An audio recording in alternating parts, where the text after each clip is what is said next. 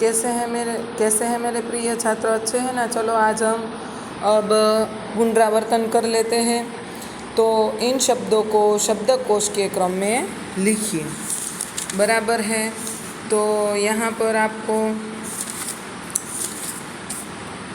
पहला शब्द आपको पता है कि किस प्रकार हमें देखना है, बराबर है कि पहले स्वर आएंगे, स्वर के बाद व्यंजन आएंगे, बराबर है। उसी प्रकार आपको यहाँ देखना है।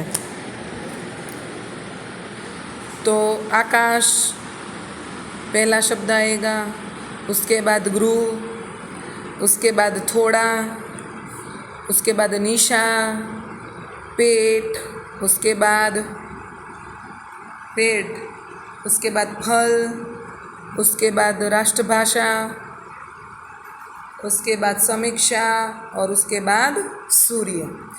आकाश, गृह, थोड़ा, निशा, पेट, फल, राष्ट्रभाषा, समीक्षा और सूर्य।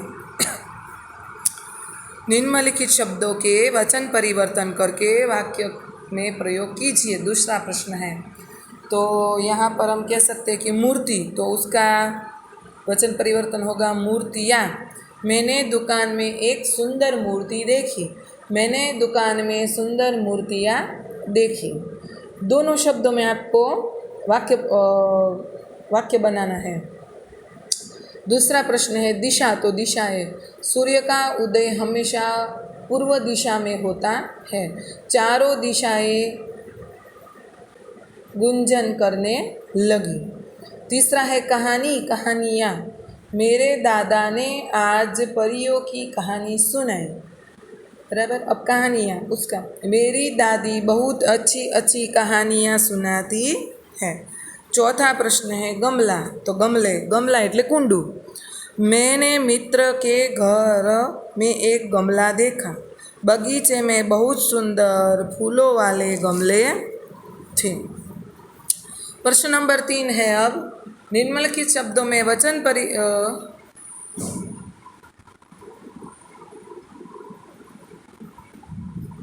यहाँ वचन परिवर्तन का हो गया है। अच्छा, जो मैंने पढ़ा वो तीसरा प्रश्न था। तो दूसरा प्रश्न अब लिखते हैं कि इन शब्दों का लिंग परिवर्तन करके वाक्य में प्रयोग कीजिए। तो युवक तो युवती, पंडित तो पंडिताइन, छात्र तो छात्रा, अध्यापक तो अध्यापिका, डॉक्टर तो डॉक्टरनी और माली तो मालिन, बराबर। इसके वाक्य में प्रयोग कर लेते हैं। मैंने तीसरा प्रश्न पहले बोल दिया है, जो आपको ध्यान में रखना है, बराबर है।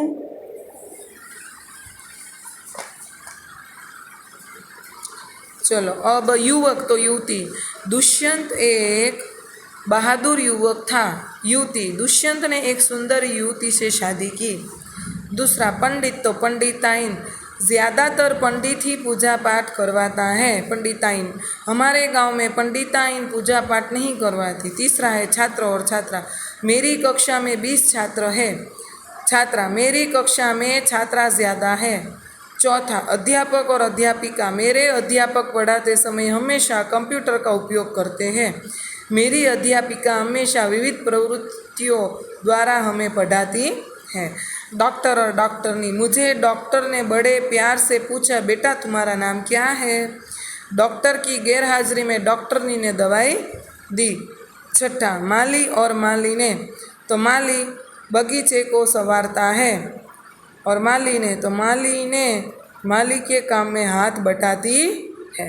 इस प्रकार यहाँ आपको वाक्य का प्रयोग करना है। उसके बाद है प्रश्न नंबर 4, नीचे दिए गए शब्दों में उचित उपसर्ग अथवा प्रत्यय जोड़ते हुए नए शब्द बनाइए। जैसे यहाँ पर ज्ञान दिया गया है, तो अ वत्ता ज्ञान बराबर अज्ञान। मानव दिया गया है, तो मानव वत्ता ता बराबर मानवता। फिर मुख दिया गया है, तो सु वत्ता मुख बराबर सुमुख।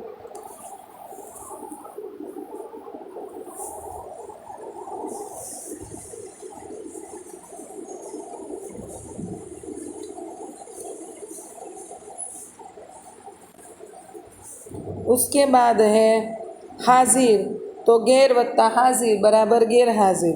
पांचवा है समाज वत्ता एक बराबर इक, तो सामाजिक। छठवा है कुल वत्ता इन, तो कुलीन।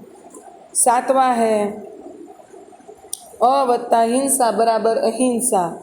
और आठवां है ज्ञान शान वत्ता दार, तो शानदार। तो बच्चों यहाँ पर आपने देखा कि शान प्लस दार तो शानदार। इस प्रकार हमारा पूरा पुनरावर्तन यहाँ पूरा होता है। आपको पूरा पुनरावर्तन आपकी फेयर बुक में लिखना है, बराबर। अब आगे की वीडियो में हम छठवां पाठ है भरत, उसकी चर्चा करेंगे। तो आगे का वीडियो आए तब तक आप अपना पाठ जो 5वीं इकाई थी उसका अभ्यास स्वाध्याय पूरा कर लीजिए और पूरा पुनरावर्तन फेयर बुक में पूरा कर लीजिए। मैं इसकी भी फ़ोटोग्राफ आपको ग्रुप में भेज दूँगी। Bye bye. घर में रहिएगा, सुरक्षित रहिएगा।